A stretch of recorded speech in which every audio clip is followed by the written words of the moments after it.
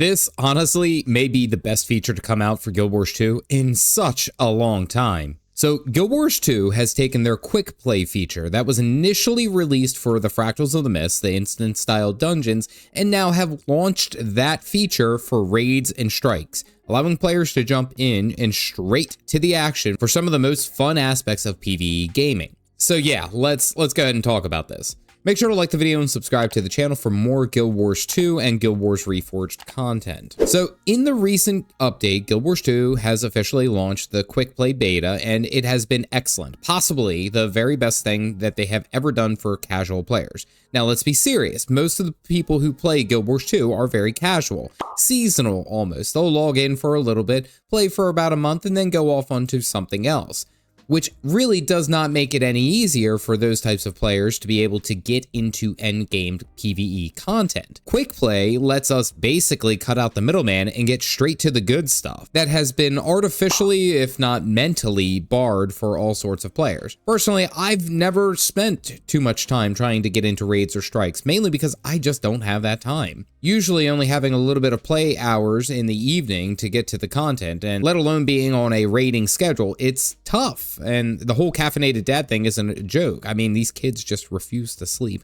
One of Guild Wars 2's largest barriers is its sheer amount of content and all the steps that may be required to be adequately prepared, especially from the point of view from a new player. Someone who is coming into the game might not even know that there are raiding or strikes in the game until they get to like Heart of Thorns. And even then, where would they go to find a group to do the raids? It opens up a lot of questions and potentially not a lot of answers. Quickplay seems to be the perfect remedy for that. Now, of course, this doesn't mean that players get the same loot as an organized group. There will be weekly gates, fewer magnetite shards per instance that you do, but honestly, that can kind of be expected. This would be like the equivalent of having the LFR from World of Warcraft giving out BIS gear, or best in slot gear. It kind of doesn't make sense, right? Also to mention that there are new vendors in the Lion's Arch Aerodome, which is in the southern portion of Lion's Arch, and it offers specific ways to spend those magnetite shards that you're earning. Now, these are very similar to the vendors that you could have found anywhere else, but now it's more localized and you have a streamlined way of spending them, so it kind of makes sense to have them all simply in one place and able to spend them without really having to travel. From these vendors, by the way, you can purchase like ascended gear, weapon, and much, much more, all in this one location, so it's a win-win. Regardless, it is opening up an avenue for the casual player to be able to effectively, relatively quickly too, enjoy the content. One side effect that I've immediately noticed is that it opens up the new players to being able to focus on group dynamics and working out to understand their builds. For example, players immediately in chat will say, hey, I can do quick DPS or alacrity heal, which sounds like a lot of nonsense to the new players, but it's also very critical for group content in PvE. Quickness and alacrity, just for anyone who is questioning, is basically the foundation blocks of your group. They are boons, which are buffs, basically, that allow for a faster attack speed as well as faster skill recharge times, which basically equates to a faster kill of a boss. Now, in quick play mode, those fights, they tend to be a little bit easier. You could still die very quickly if you're out of position or if you don't stay with the healer, but most of the boss's skills and abilities are pretty forgiving, providing some really good foundational work for players who haven't experienced those bosses before. To that end, Arenanet has added a buff, which in sense acts like training wheels for your raid or your strike. They let you have some extra survivability and damage output to handle the fights.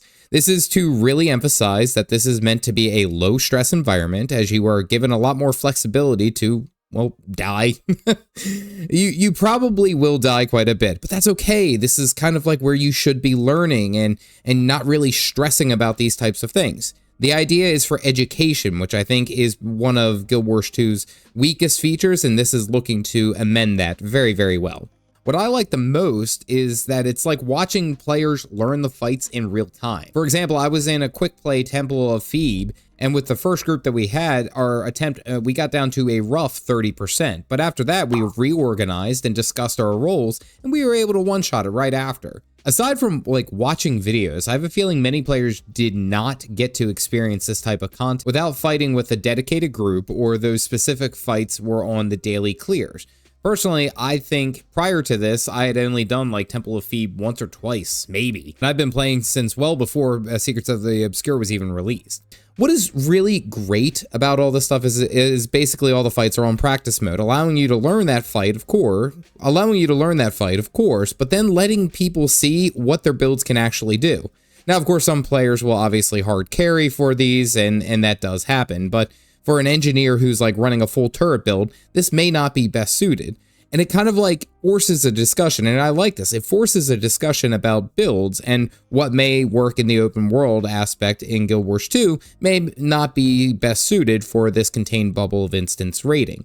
Now, again, we can go back and forth about what is the most optimal builds and stuff like that, but this kind of forces the discussion of players to really look at their builds and see what they're bringing to the table, which honestly I think is one of the biggest checks that players can do. Right there, you find out if your build is worth it or not. Now, there are some critiques that I have for Quickplay, and I understand it's in its beta version.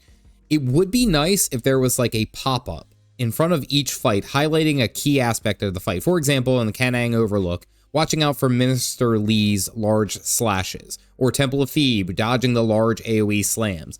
Simple little things like that, which could be an easy pop-up for players to understand the fight a little bit better. I would also say that there are probably better ways to describe roles, or perhaps queue as a specific role. Very much how players would be able to queue as a specific role in other MMOs, like a tank or a healer. Here, it would be queuing for a healer or queuing for a boon support DPS. I imagine that would be a lot more complicated, to be sure, but it definitely would help out with organizing the beginning of the quick plays a heck of a lot better. Now, to be sure, this is simply the beta for quick play, and I can imagine it going into a number of different directions, especially when we start talking about the future raid content and endgame PvE. Arenanet seems to be leaning towards having more of a solid endgame and PvE, rather than the ever-flowing open worlds, which I do not mean to mince words. That is their best feature, and they still absolutely crush.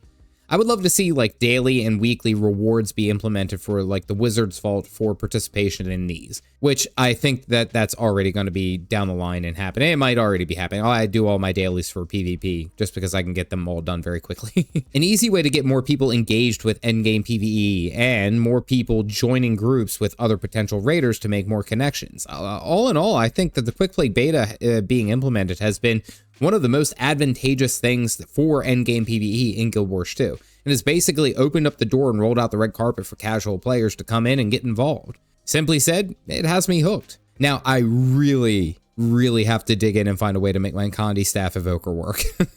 Tell me your thoughts of the Quick Play beta. Do you like it? Do you hate it? What experience have you had? Tell me in the comment section down below. If you are just getting into Guild Wars 2 and you're curious of the daily system, you can click this video here. Otherwise, stay caffeinated, folks.